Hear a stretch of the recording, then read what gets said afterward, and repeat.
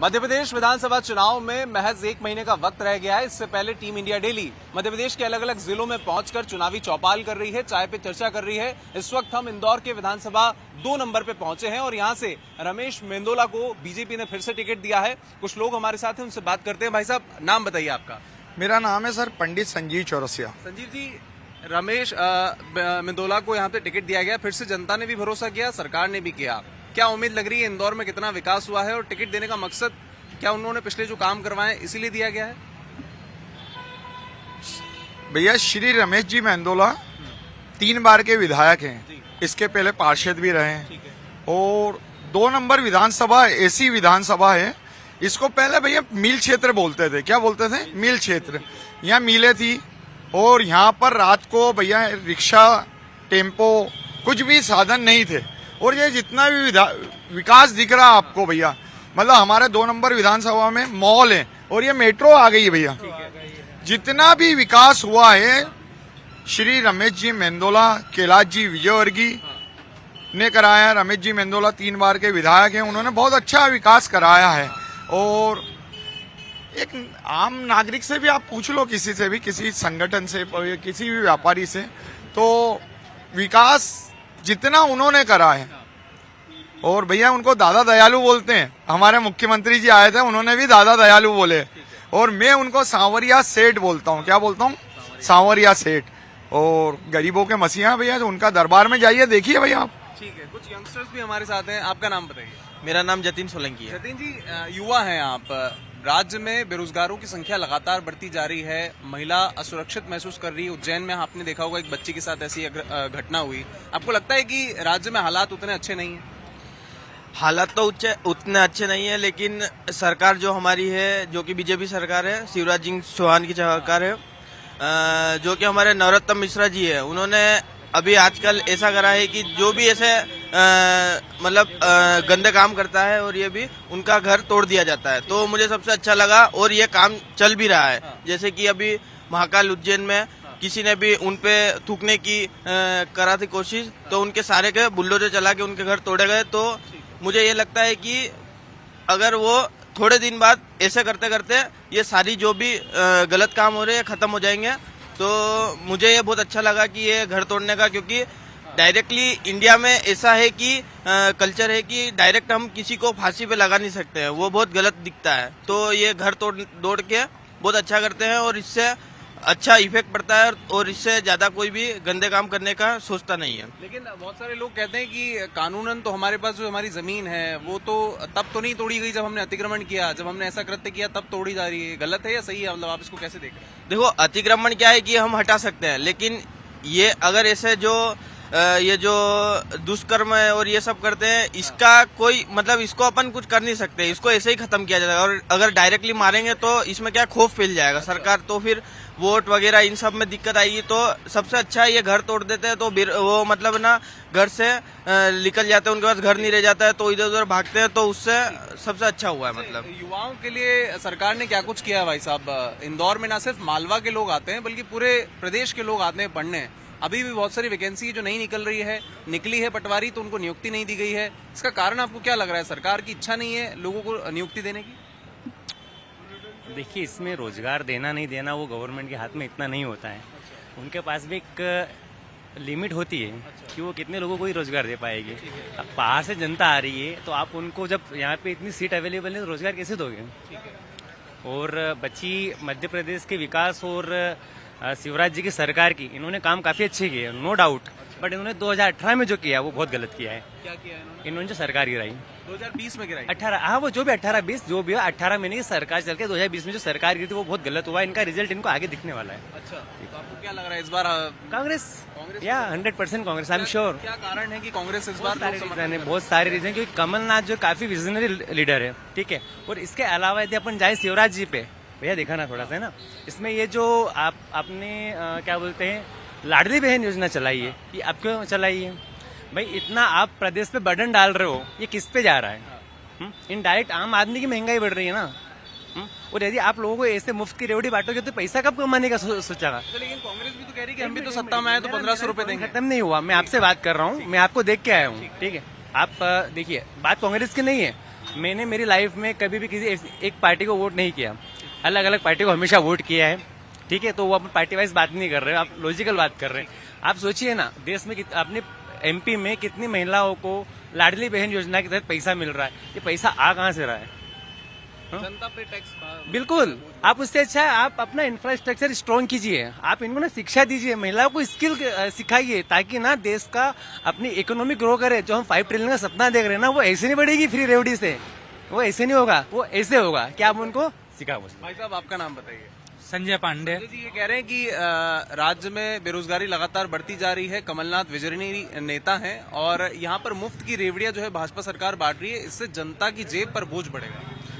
नहीं, भाजपा सरकार जो है बहुत लोगों को रोजगार दे रही है। ये अपने ITI सर्कल, ये स्कूलें, कॉलेज, अभी यहाँ अपने सबसे बड़ा कॉलेज खुला है ये नंबर विधानसभा 2 क्षेत्र में, महाकांकेश्वरी महाविद्यालय खुलवाए। रोजों को तो बेरोजगार दे रहे हैं ना, ये जनता शिक्षा दे रहे हैं। बाकी लाडली बहनों को ये योजनाएं दी हैं, गैस का कम किए और बाकी सिलाई का शिक्षा प्रशिक्षण दिए, सबको बेरोजगार दे रहे हैं। अच्छा, राज्य का सर युवा कह रहा है कि हमें रोजगार नहीं मिला है और मुफ्त में जो सरकार है महिलाओं को पैसे दे रही है, इससे तो जनता की जेब पर बोझ बढ़ेगा।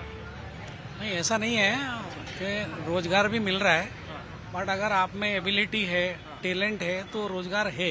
ऐसा नहीं है कि रोजगार गवर्नमेंट और इतना इंडस्ट्रियलाइजेशन हो रहा है, बाहर की कंपनी जा रही है, इंफ्रास्ट्रक्चर डेवलपमेंट हो रहा है, रोड्स बन रही हैं, एयरपोर्ट, मेट्रो, रेलवे स्टेशन का उदाहरण, तो ये जो इतने विकास के कार्य हो रहे हैं वो सब इफेक्ट कर रहे हैं कि आदमी को एम्प्लॉयमेंट मिलता ही है, बट आप में एबिलिटी होना चाहिए ना। अगर आप वैसे ही पढ़ लिखते हो फिर रोजगार मांगते हो तो बहुत मुश्किल है। तो एबिलिटी के लोगों को तो रोजगार है, आज भी है, ऐसा कुछ नहीं है। मेट्रो बन जाएगी, इतने बड़े स्टेशन बन जाएंगे, लेकिन अगर लोगों को रोजगार ही नहीं दी जाएगा तो इनमें काम कैसे चलेगा?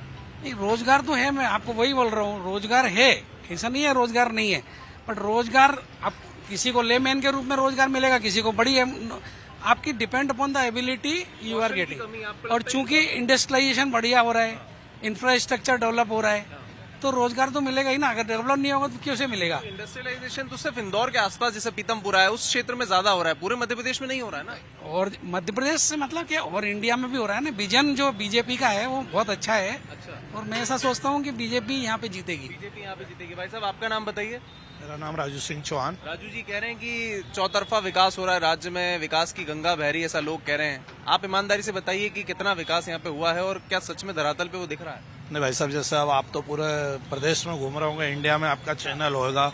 अगर मध्य प्रदेश में आज 20 साल से भारतीय जनता पार्टी की सरकार है तो कहीं ना कहीं तो कुछ हो रहा होगा, जभी तो भारतीय जनता पार्टी सत्ता में है, इंदौर में सत्ता में है, कई सालों से यहाँ का महापौर है, कई सालों से संसद है।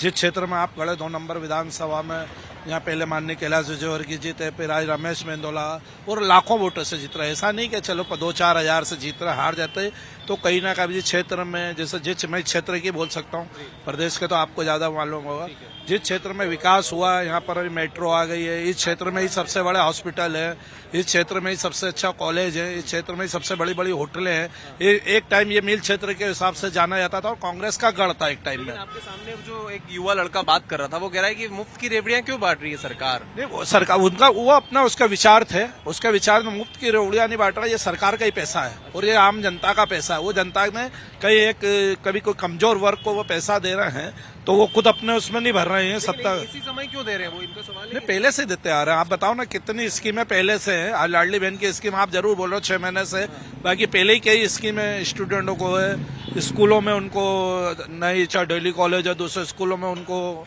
एडमिशन दिला रहे हैं, कई फीसें दे रहे हैं, विदेश में बच्चे जा रहे हैं समय समय पे। मतलब कि जो होता है तो चुनाव में पूरे देश में कोई कांग्रेस पार्टी है वो नहीं दे रही क्या, वो राजस्थान में नहीं दे रही क्या, वो अभी कर्नाटक में नहीं दे रही। ये एक सत्ता वो रहता है, जो आप सरकार चलाता है उसको मालूम है कि मेरे को कैसे सरकार चलाना है। बाकी क्षेत्र की जनता वो जानती है कि उसके क्षेत्र में किसने डेवलप करा है, वही आदमी जीतता। अच्छा, कहीं भी देख लो, क्या बीजेपी कहीं हारती नहीं क्या? जहाँ हारती है, जहाँ उससे अच्छा उसके कैंडिडेट ने अच्छा काम करा होगा, यहाँ इसलिए जीतती है कि यहाँ पर माननीय रमेश मेंदोले जी क्षेत्र के विधायक और अकेला जीते, और जो भी कांग्रेस का लड़ा वो दोबारा यहाँ पलट के ही नहीं आया, तो यहाँ के लोग इसलिए नहीं देते उनको वोट कि जो चुनाव लड़के जाता वापस पलट के ही नहीं आता है। ये कई सालों से हम देखते हुए आ रहा है, तो इसलिए ये चीजें हैं, और इसलिए गरीबों की भी एक सेवा करने का एक माध्यम है ये तरीके से। अच्छा, गरीबों की सेवा का माध्यम है। और यहाँ पे कुछ और भी लोग हैं, उनसे भी बातचीत करने की कोशिश करेंगे। भाई साहब कह रहे हैं कि विकास चौतरफा तो हो रहा है, लेकिन कुछ युवा हमारे साथ थे, उनका कहना था कि फ्री की रेवड़ियां जो है कांग्रेस भी बांट रही है, भाजपा भी बांट रही है, ये कब बंद होगा? भैया फ्री की रेबड़ी मतलब क्या? आज राजस्थान है, राजस्थान में इनका मुख्यमंत्री है कोई अशोक गहलोत है, इन्होंने क्या बोला कि मैं 400 रुपए में टंकी कर दूंगा, 500 में कर दूंगा। एक विजन लेके देश के प्रधानमंत्री ने काम करा है, देश का विकास, और आज विश्व गुरु बन गया भारत। और मैं तो इतना दिल्ली की बात नहीं करता हूं भैया, ये जो भी ये बाहर के लोग हैं, ये इनको सिगरेट पीने से फुर्सत नहीं है, इंदौर को आके बिगाड़ने वाले लोग हैं ये लड़के, इनको कोई पता भी नहीं है। इनसे आप राजनीति के बारे में क्या जानते हैं? आप अगर अच्छी तरह डिटेल से पूछते तो इनको अपने इंदौर के कलेक्टर का नाम नहीं पता रहता। ठीक है, कुछ महिलाएं भी हमारे साथ है। मैडम क्या नाम है आपका? नीलम पवार। मैम, महिलाएं जो है मध्य प्रदेश में सबसे ज्यादा असुरक्षित हैं। एनसीआरबी के आंकड़े कहते हैं कि लाखों महिलाएं जो है पिछले कई सालों में गायब हुई मध्य प्रदेश के, उनके साथ में अत्याचार हुआ है। आपको लगता है कि मध्य प्रदेश में महिला असुरक्षित है? उज्जैन में भी अभी हाल ही में बच्ची के साथ एक घटना हुई। एक दो घटनाएं होती हैं, हर जगह होती हैं। मैं भी एक महिला हूं, और सुरक्षा के मामले में मैं कहूँ इंदौर बहुत सुरक्षित क्षेत्र है। मैं इंदौर में रहती हूँ, तो मैं इंदौर की बात करूंगी, और मुझे नहीं लगता कि इंदौर इतना सुरक्षित है, क्योंकि एक महिला के तौर पे हम लोग काम भी करते हैं, और मुझे नहीं लगता है, ये मेरी अपनी राय है। और विकास कितना हुआ है इस क्षेत्र में, थोड़ा सा आप बताएंगे? विकास तो दादा दयालु का क्षेत्र है, आप जानते हैं, सब इंदौर विधानसभा 2 तो दादा का क्षेत्र है। तो महिलाएं क्या, यहाँ की आम जनता भी दादा को हृदय से प्रेम करती हैं, और दादा सबके घर के साथ मन में भी बसे हुए हैं। और हम लोग विकास की बात करें तो विधानसभा 2 में हर चीज है, हॉस्पिटल, शिक्षा के उसमें मॉल वगैरह सब, हर इस क्षेत्र में दादा ने विकास किया।